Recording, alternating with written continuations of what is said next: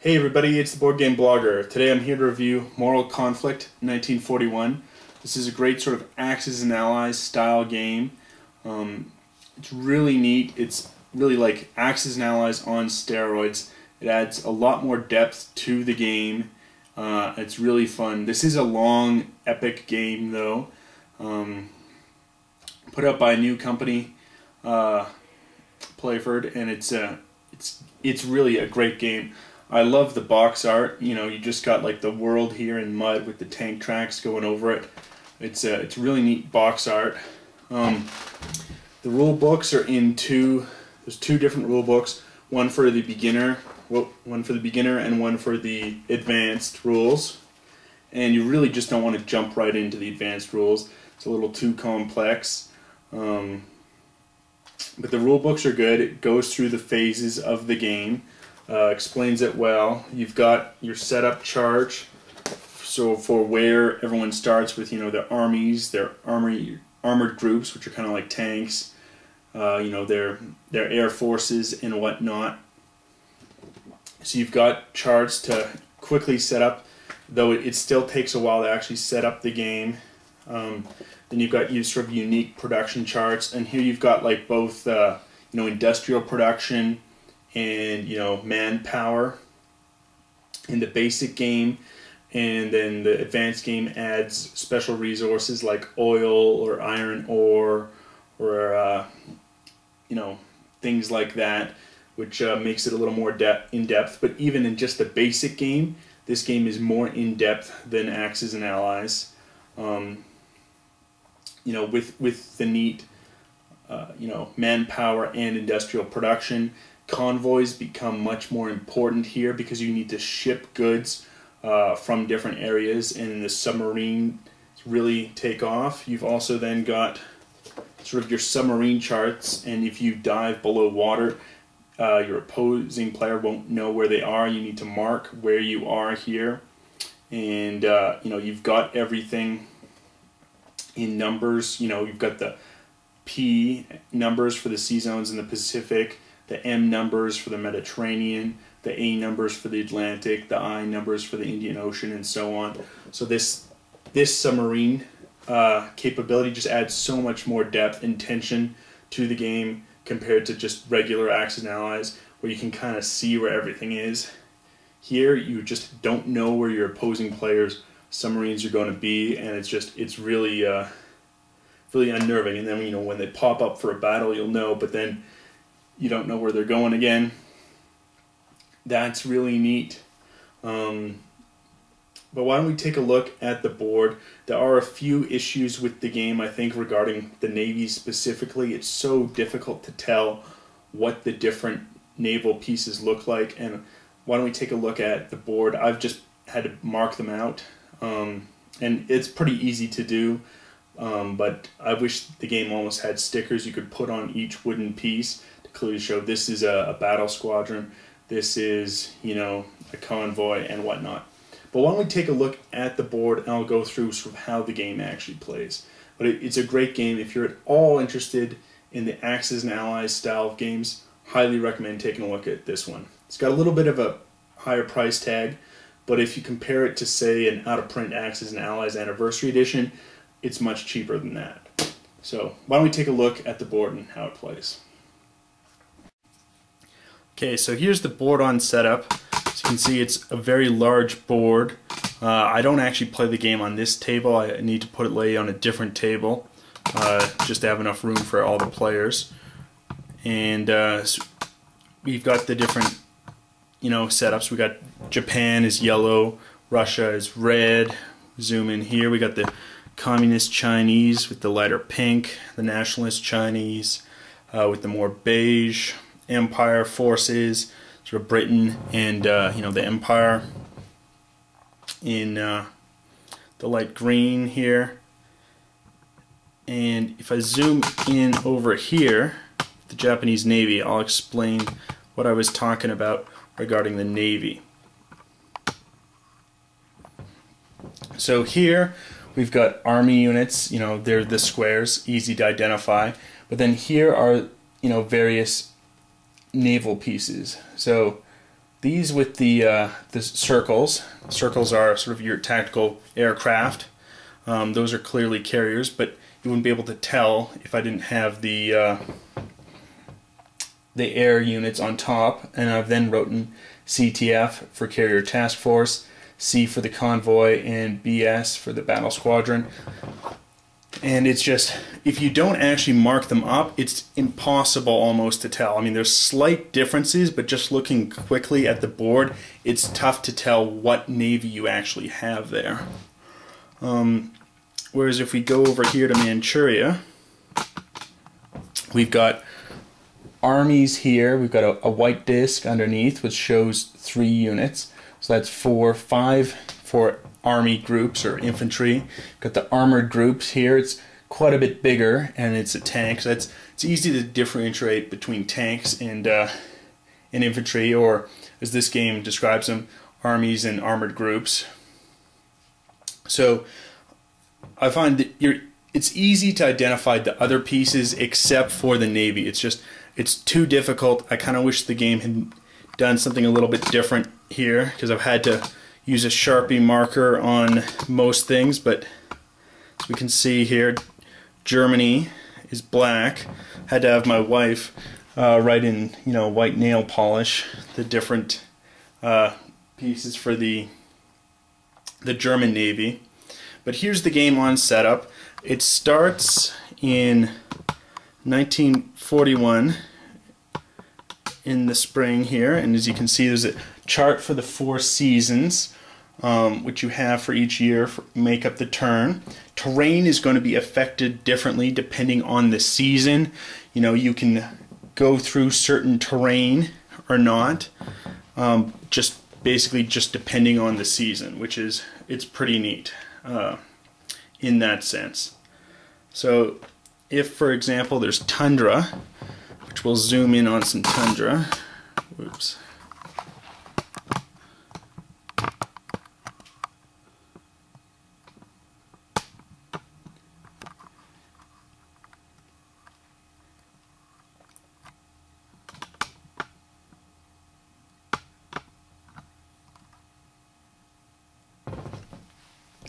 Well, here we've got northern Russia, and so it's forest.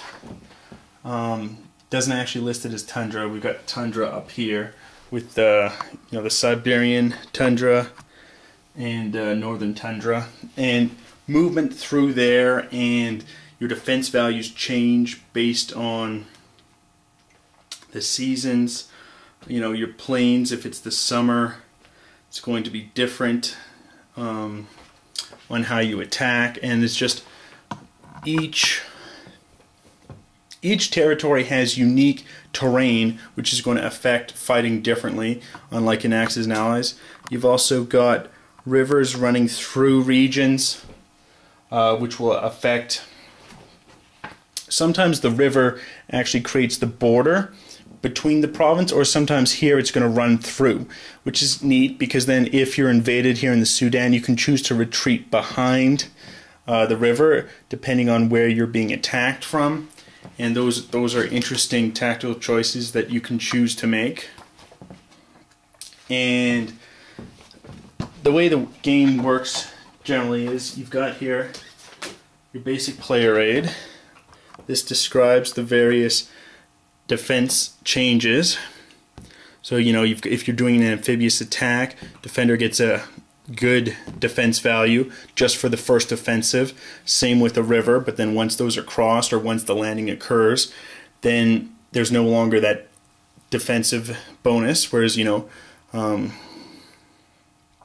mountains or forests, you can get bonuses that occur the entire time. In a fortress, you're going to have defender bonus armies the entire time, and that's just a pretty neat feature to this game. This describes sort of the various production symbols. Your oil, iron ore, food, rubber, gold. These are only used in the advanced game. Otherwise, it's just your manpower and your industrial power. And then here's the basic info chart and how the game plays on your turn. You can then place your units in only in certain areas. You know, you're limited to 1 to 6 armies where you don't actually have any industrial production. Where your industrial production is above 30, you've got no limit on what you're placing, which is pretty neat. And then here is the cost chart for, you know, how expensive it is to purchase something. So one army costs 4 manpower and 1 industrial power, versus, you know, your armored group, which is 2 personnel power and 8 industrial power. So at the beginning of a turn, you're conducting diplomacy. And what's neat in this game is Russia actually does not start with the Allies initially. And Russia does not actually have a diplomacy phase, but both the Axis or the Allies can try to encourage Russia to join their alliance by making them promises, which you can break or not break. And the Soviet Union can then, in the advanced game, switch between who they're currently allied with. Now, if while they're at peace, their production is only at 60% of capacity, and the United States is also only at 20% capacity while they're not at war. So there's definitely an incentive to join the war early, or join a side early, just so you can rev up your industrial production. And what's neat is just the ability to change. So at the beginning of the Axis turn, you know, they can discuss with the Soviet Union and the other Allied players, you know, all together in the room, or they can, you know, go and just exclude the Western Allies and talk secretly with the Soviet Union. But you're time limited on 5 minutes for your diplomacy negotiations. Also, in the advanced game, you can try to sort of solicit the minor allies as well. You know, you can try and bring in Turkey or Spain into the war, or bring in the various, you know, South American countries into the war on your behalf. Or, you know, if you just directly invade a country, that can occur. Next, what happens is, after, you know, doing diplomacy, you then do your production, which is done here. You then see your occupied total, and then your home total. Now you get the full production value at home. So here Germany's getting 18. So we'll put that on here. So we've got 18 production and 74 industrial production. Then we also add up various occupied totals, and here the game quickly calculates your reduced amount. So you've got a minus 80% for population in places you don't control. So Western Europe, which normally has 11, we're just getting the 3. And for industrial production, which Western Europe normally has 37 industrial production, however we're getting a minus of 60 and producing only at 40%. So we get 16 industrial production there. And we calculate the entire amount with all the countries we add up. So that's a neat feature in the game. And I think is much more realistic than Axis and Allies, is that your occupied countries produce at a reduced value. So what we have here in Western Europe, which shows, you know, 11 manpower and 37 industrial, also shows on the Germany production chart, as I've demonstrated here, and you just produce at only 20% of capacity for manpower and 40% capacity for industrial. And that goes for any country who is occupying a different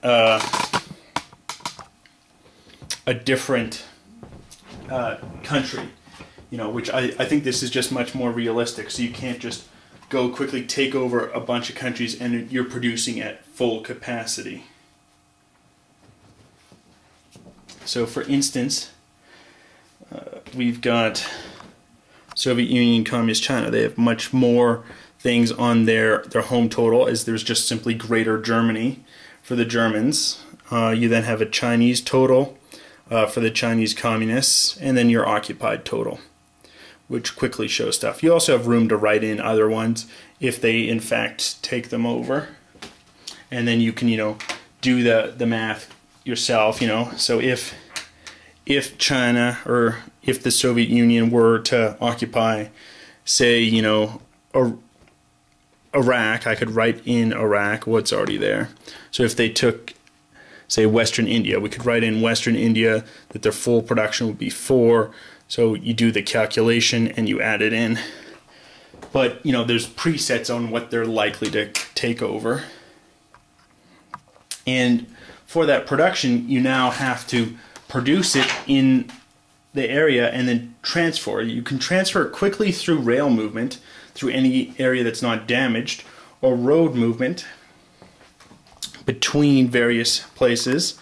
So here, if the Soviet Union, if, let's say, you know, upper western Siberia was very badly damaged through bombing or whatnot, that would break the rail connections. However, you could still transport up to 3 territories in one turn.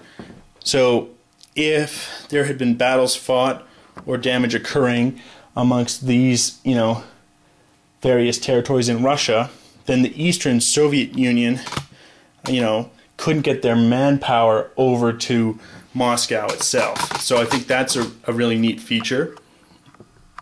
Also very important for Britain is that they need to transport their manpower and their industrial power from Canada or from Australia or South Africa up into Britain to actually make use of it.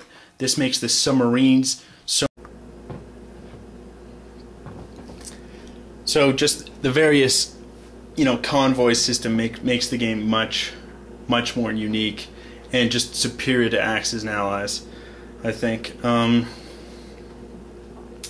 You then have in the advanced game your technological development phase, and then your purchase and placement of units in both the basic and advanced games. So you can, you know, pick where you're producing and place what you actually spend your production here. So for Germany, if I wanted to purchase, you know, 2 army groups, well, then I need to consult how much that actually costs. So here, 1 army group is 4 sort of personnel power, 1 industrial power. So it's going to cost me 8 personnel power and 2 industrial power, but I still have, you know, a lot left here, and just do up the math and slowly total it up, and what you don't spend is going to carry over until the next time. So it's, you know, done that way quickly, and then for the next time, you know, I obviously do more than just the armies. I do the armored groups, the tactical air units, convoys or submarines, and then I can just simply erase this after for the next round, and then place them in the various locations. You then do the movement, which is, you know, you move all the surface ships, and then you use your submarine chart to move the various submarines, which is just really quite neat, and a neat feature to the game. So submarines can move, you know, they can move 2 if they're submerged, or 4 if they're not submerged. So I'll look here, this is the default. So going into 1941 summer, I want to submerge, let's say I want to submerge my 2 units here in A30. So I can choose to take them off the board, and I want to send them down. I'm going to start sending them towards the Mediterranean. So I'll get them here to A35 submerged. I will then write A35 here on the submarine chart. So I'm keeping track of them, but my opponents don't really know where they are. I can then announce them when I'm actually declaring a battle. So it's just a neat system that way. I also have one sub starting in A14 and 2 in A25. I can leave them unsubmerged, or I can choose to submerge them. You know, maybe I'm going to send them up north. You also have, if we zoom up really quick here, over here we can see that there's polar ice in these areas here. Now, you can't actually go through the polar ice with surface ships. However, submarines can simply just go underneath the ice pack, and so that's a neat feature too. So you can, you know, actually get German submarines, you know, over to the Pacific, going through the northern ice caps or whatnot. That's a really neat feature. And then you've got the actual battles between the various players, and that's done on top of these battle boards, where you line up the units on their defensive values, and you then roll dice on a D20 dice for hits. Also, what's neat about this is you're choosing what you're targeting. So let's say, you know, the Italians had moved in and attacked from Libya into Egypt, and they moved in with their tactical air, their 3 infantry, and their tank. Well, first, the Empire, or you know, the British Empire, would be allowed to choose to retreat or not. If they don't, then they will move to the battle board, and I'll sort of show you how the battle would occur.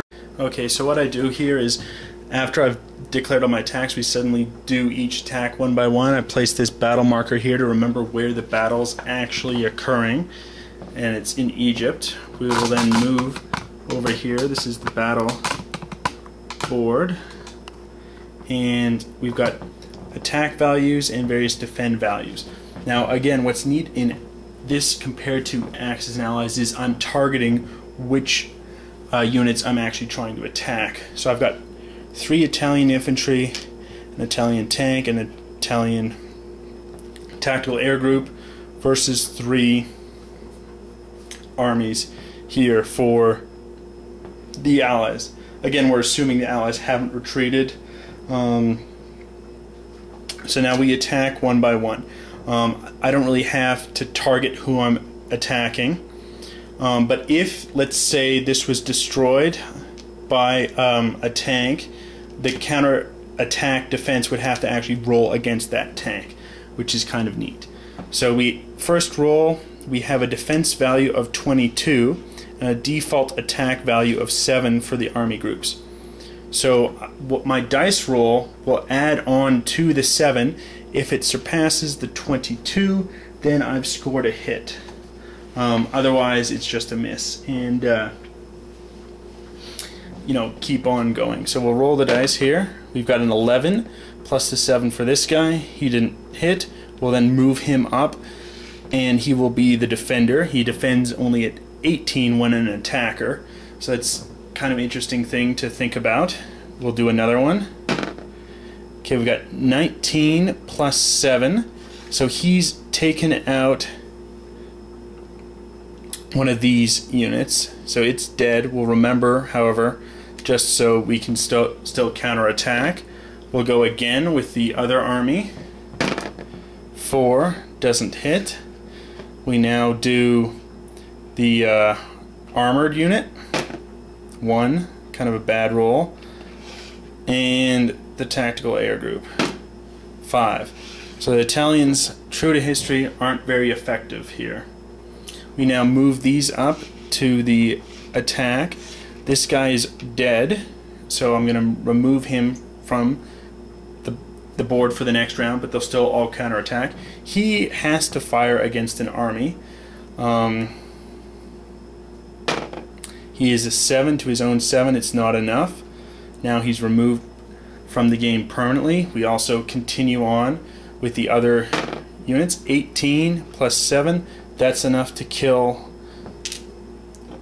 the army there. And this last guy is going to try and target the tank. It's a little higher of attack or defense value that he needs to meet, but he's going to try it anyway. 4. Okay, doesn't succeed. So both sides lost one army or infantry group. And the battle can choose to continue on or to not continue on. It's either side can choose to retreat. There's then pursuit rules, and you can try to pursue the the losing side if they've retreated. And it's just, you've got some neat things there. You then, let's say the Italians at this point decide to retreat and there's no pursuit. We then return to the board. We retrieve the battle marker so we know which battle, we know where we fought, and then we would do a different battle on the board. Like Axis and Allies, you plot out all your battle moves first. You then do the battles, and then you reposition your non-attack units. They can still move. And that's sort of how the game works. Each player is going to have various player aids which show their defense value of a unit, the cost of the unit, the movement of the unit. You would put in what your current production is in each thing.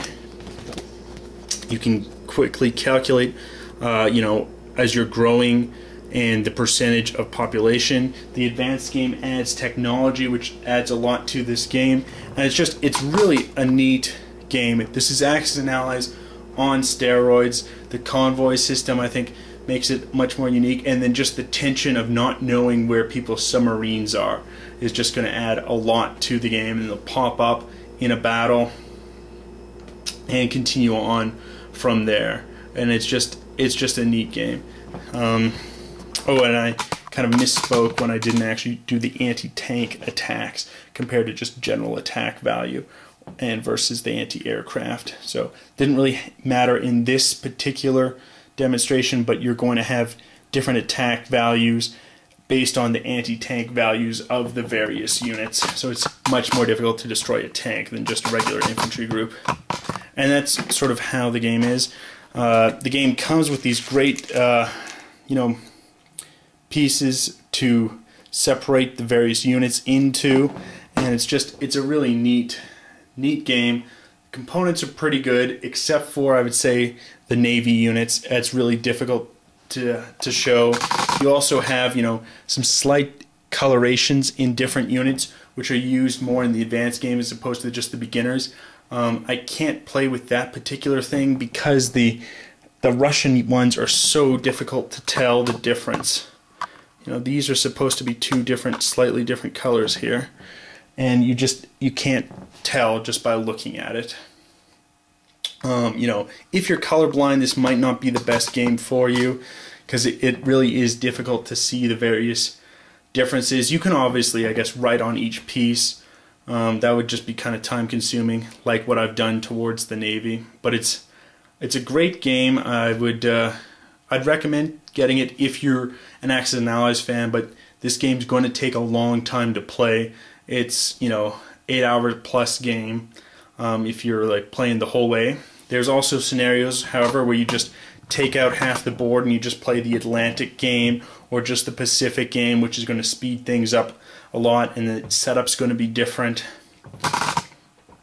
So it's a fun game. I like the added diplomacy. It just adds really neat element. Production adds much, and it's a good game. Much better than Axis and Allies if you want a really in-depth, more historical simulation, but still that sort of grand Axis and Allies scale. It's a neat game worth checking out. Anyway, till next time, I'm the Board Game Blogger.